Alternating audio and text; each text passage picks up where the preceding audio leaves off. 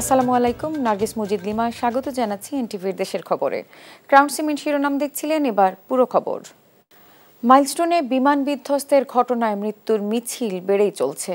আরও দুজনের মৃত্যু হয়েছে। তারা হলেন সপ্তম শ্রেণীর শিক্ষার্থী জারিফ ফারহান ও মাইলস্টোনের অফিস সহকারী মাসুমা বেগম।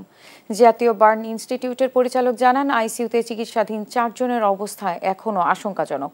এদিকে ঘটনায় ক্ষতিগ্রস্ত দিয়াবাড়ির মাইলস্টোন স্কুল অ্যান্ড কলেজের ছুটি আরও 2 দিন বাড়ানোর সিদ্ধান্ত নিয়েছে কর্তৃপক্ষ। আবির আহমেদের রিপোর্ট। ছেলেকে হারিয়ে শোকে কাতর বাবা। ছেলেকে নিয়ে যে স্বপ্ন ছিল তা আর পূরণ হচ্ছে না। সন্তানের শেষ বিদায় যেন মেনেই নিতে পারছে না জারিফের পরিবার। দুর্ঘটনার 6ষ্ঠ দিনে মৃত্যুর সঙ্গে পাঞ্জালরে হেরে গেছে 13 বছরের শিশুটি। ভর্তির সময় 40% দগ্ধ ছিল তার শরীর। 22 তারিখ সকাল পর্যন্ত আমার সঙ্গে কথা বলছে।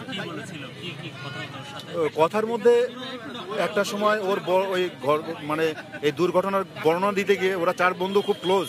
অনেক ভালো ছিল, মানে ও বলার মতো ভাষা নাই, আর যে ও কত ভালো, অত ব্রেনি একটা ছেলে, আর এই মানে মা বাপ কিভাবে সান্ত্বনা দেবে আল্লাহ পাকই জানে। জারিফ ছাড়াও মাইলস্টোনের 38 বছর বয়সী অফিস সহকারী মাসুমা বেগমের মৃত্যু হয়। 90% দগ্ধ ছিল তার শরীর। 2 সন্তানকে রেখে চিরবিদায় যেন মেনে নিতে পারছে না তার স্বামী। আগানের জন্য অনেক স্বপ্ন ছিল, স্বপ্নগুলি সব ভাঙিয়া গেছে। আমি জানি না ছেলে সন্তানের মানুষ করতে পারে কিনা, ভবিষ্যতে কি হবে। জাতীয় বার্ন ইনস্টিটিউটের পরিচালক জানান, আইসিইউতে ভর্তি থাকা 4 জনের অবস্থা সংকটজনক। আর চিকিৎসাধীন দগ্ধদের মধ্য থেকে সুস্থ হয়ে ওঠায় প্রথমবারের মতো 2 জন হাসপাতাল থেকে বাড়িতে ফিরতে পেরেছেন। ক্রিটিক্যাল পেশেন্টের সংখ্যা এই মুহূর্তে 4 জন এবং সিভিয়ার পেশেন্টের সংখ্যা 9 জন। আমরা কিছু পেশেন্ট ডিসচার্জ করবার জন্য প্রস্তুত। আজকে আমরা 2 জন রোগীকে ডিসচার্জের ডিসিশন হয়ে গেছে। আমাদের আরও অন্তত আগামী সপ্তাহের মধ্যে আমরা আশা করছি আরও 10 জনকে অন্তত আমরা রিলিজ দিতে পারব। এদিকে রোববার মাইলস্টোন স্কুল খোলার ঘোষণা দেওয়া হয়েছিল। নতুন করে ছুটি আরও 2 দিন বাড়ানোর কথা জানিয়েছে কর্তৃপক্ষ। আবির আহমেদ, এনটিভি নিউজ, ঢাকা। বিদেশ থেকে ভাড়া করা লোক দিয়ে দেশ চালানো যায় না, এমন মন্তব্য করে বিএনপি মহাসচিব মির্জা ফখরুল ইসলাম আলমগীর বলেছেন, প্রয়োজন নির্বাচিত সরকার। জাতীয় প্রেসক্লাবে গণ অভ্যুত্থানের বর্ষপূর্তি উপলক্ষে প্রত্যাশা ও প্রাপ্তি শীর্ষক আলোচনা অনুষ্ঠানে তিনি একথা বলেন। মির্জা ফখরুল বলেন, সংস্কার চলমান প্রক্রিয়া, কয়েকটি বৈঠক করে রাতারাতি তা সম্ভব নয়। সংখ্যানুপাতিক নির্বাচন হলেও ভোটাররা তাদের পছন্দের প্রতিনিধি নির্বাচন করতে পারবে না বলেও মন্তব্য করেছেন তিনি। 15 বছর অত্যাচার নির্যাতন করে জনগণের প্রতিনিধি আমরা নির্বাচন করতে গেলেই বলবো যে বিএনপি শুধু নির্বাচন চায়। নির্বাচন কেন চাই সেদিকে ভালো করে চিন্তা করুন, অবকাশই পায়। নির্বাচন না হলে আমি প্রতিনিধি নির্বাচন করব কি করে? আর প্রতিনিধি নির্বাচনে না হলে সে পার্লামেন্টে যাবে কি করে? পার্লামেন্টে না গেলে জনগণের শাসনটা প্রতিষ্ঠিত হবে করতে গেলে কয়েকজন ব্যক্তিকে দেশ বিদেশ থেকে ভাড়া করে নিয়ে এসে কি দেশ চালানো যায়? যায় না। গণ অভ্যুত্থানের পরেও বাংলাদেশকে পুরনো পদ্ধতিতে চালানোর চেষ্টা অব্যাহত আছে, সেটা তরুণরা করতে দেবে না বলে মন্তব্য করেছেন জাতীয় নাগরিক পার্টির আহ্বায়ক নাহিদ ইসলাম। দেশ গড়তে জুলাই পদযাত্রা কর্মসূচির অংশ হিসেবে মৌলভীবাজারে পথসভা করে এসব কথা বলেন তিনি। বলেন, সংস্কার, নতুন সংবিধানের বিপক্ষে দাঁড়াচ্ছে বিভিন্ন শক্তি, কিন্তু সংস্কার আর মানুষের সকল অধিকার নিশ্চিত না করে নির্বাচন নিয়ে পড়ে থাকলে হবে না। পুলিশ হত্যার দায় 24-এর যোদ্ধাদের ওপর চাপিয়ে দেওয়ার চেষ্টা চলছে অভিযোগ করে নাহিদ ইসলাম বলেন, এগুলো ফ্যাসিস্ট সরকারের গুন্ডা বাহিনীর কাজ। বাংলাদেশের যে ঐতিহাসিক লড়াই, 1947 সালের আজাদীর লড়াই, 1971-এর স্বাধীনতা সংগ্রাম এবং 24-এর গণ অভ্যুত্থানের স্বীকৃতি দেওয়া থাকবে এবং এই সংবিধানে সকল জাতি ধর্ম সকলের সমান অধিকার নিশ্চিত করা হবে। সেই নতুন সংবিধানের বিপক্ষে দাঁড়িয়ে যাচ্ছে বিভিন্ন রাজনৈতিক শক্তি। 72-এর সংবিধানকে রক্ষা করার জন্য বিভিন্ন গোষ্ঠী রাজপথে নেমেছে।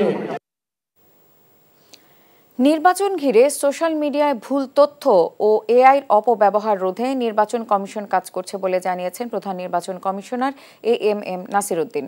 সকালে খুলনা অঞ্চলের নির্বাচন কর্মকর্তাদের সাথে বৈঠকের শুরুতে সাংবাদিকদের কাছে তিনি একথা বলেন। সিইসি বলেন, স্বচ্ছতা ও জবাবদিহিতা নিশ্চিত করে একটি সুষ্ঠু নির্বাচন উপহার দিতে চায় কমিশন। এআই হুমকি নিয়ে সিইসি বলেন, জাতীয় সংসদ নির্বাচনে কৃত্রিম বুদ্ধিমত্তা একটি বড় চ্যালেঞ্জ। নির্বাচনকে প্রভাবিত করতে যে কোনো প্রযুক্তি নির্ভর হস্তক্ষেপ রোধে সতর্ক রয়েছে কমিশন। অনুষ্ঠানে জেলা নির্বাচন কর্মকর্তারা উপস্থিত ছিলেন।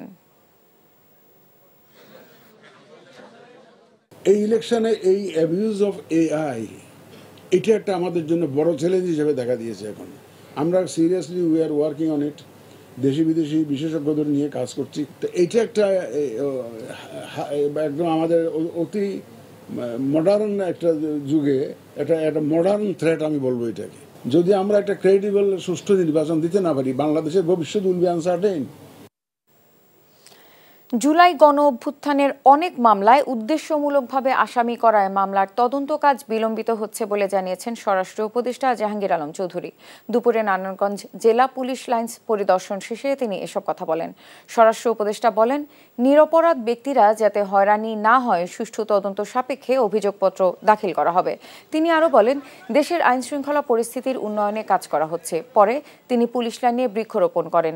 এর আগে সিদ্ধিরগঞ্জ র্যাব দপ্তর পরিদর্শন এবং কর্মকর্তাদের সাথে মতবিনিময় করেন।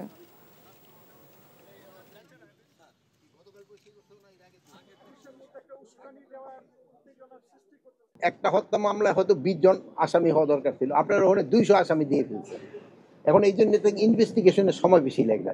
তা আপনারই কিন্তু আমাদের সবসময় বলছেন যেন নিরাপদ ব্যক্তি যেন কোনো অবস্থায় শাস্তির আওতায় না আসে। অনেকে নিজেদের স্বার্থ সিদ্ধির জন্য কিছু নিরীহ লোকের নাম দিয়ে দিছে, এই জন্য কিন্তু সময়টা বেশি লাগবে। যদি তারা অ্যাকচুয়াল আসামিদের নামটা দিত তবে কিন্তু এত সময় লাগতো না। ব্রহ্মপুত্রের উজানে চীনের বাঁধ নির্মাণের ফলে বাংলাদেশের বড় ক্ষতির শঙ্কা নেই বলে জানিয়েছেন পরিবেশ, বন ও জলবায়ু পরিবর্তন মন্ত্রণালয়ের উপদেষ্টা সৈয়দা রিজওয়ানা হাসান। দুপুরে সাভারের এক অনুষ্ঠানে যুক্ত হয়ে এসব কথা বলেন তিনি। বাংলাদেশের পক্ষ থেকে চীনের কাছ থেকে জানতে চাওয়া হয়েছিল। চীন আমাদেরকে জানিয়েছে যে যেহেতু তারা পানি ডাইভার্ট করবে না, বরং যেইখানে তারা বাদ দিচ্ছে পানি তার নিচেও প্রবাহিত হবে এবং পানি তারা আসলে বিদ্যুৎ করবার জন্য যেটুকুন আর যতটুকুন আটকানো দরকার আটকে বাকিটা ছেড়ে দেবে। সুতরাং এইখানে পানির প্রবাহ কমে আসবে না এবং ভাটির দেশগুলোর তেমন কোনো ক্ষতি হবার আশঙ্কা নেই। ব্রেকিং ইয়ার্ড পরিচালনায় অবশ্যই গ্রিন সনদ পেতে হবে। যারা নিতে পারেনি তাদের এ ব্যবসা গুটিয়ে নিতে হবে বলে জানিয়েছেন নৌপরিবহন উপদেষ্টা ব্রিগেডিয়ার জেনারেল অবসরপ্রাপ্ত এম শাখাওয়াত হোসেন। দুপুরে চট্টগ্রামের সীতাকুণ্ডে শিপ ব্রেকিং ইয়ার্ড পরিদর্শনকালে তিনি একথা বলেন। বাংলাদেশ শিপিং কর্পোরেশনের জন্য আরও 3টি জাহাজ কেনা হচ্ছে উল্লেখ করে নৌপরিবহন উপদেষ্টা বলেন, এই খাতে আয় বাড়াতে সরকার নানা পদক্ষেপ নিয়েছে। হংকং কনভেনশন নীতি অনুসরণ করায় চট্টগ্রামের 16টি শিপ ব্রেকিং ইয়ার্ড ইতোমধ্যে গ্রিন শিপইয়ার্ড সনদ পেয়েছে বলে জানান তিনি।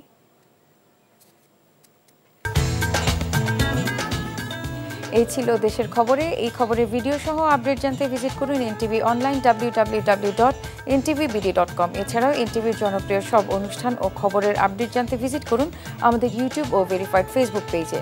6টা ইভিনিং নিউজ দেখার আমন্ত্রণ রইল। ধন্যবাদ সবাইকে।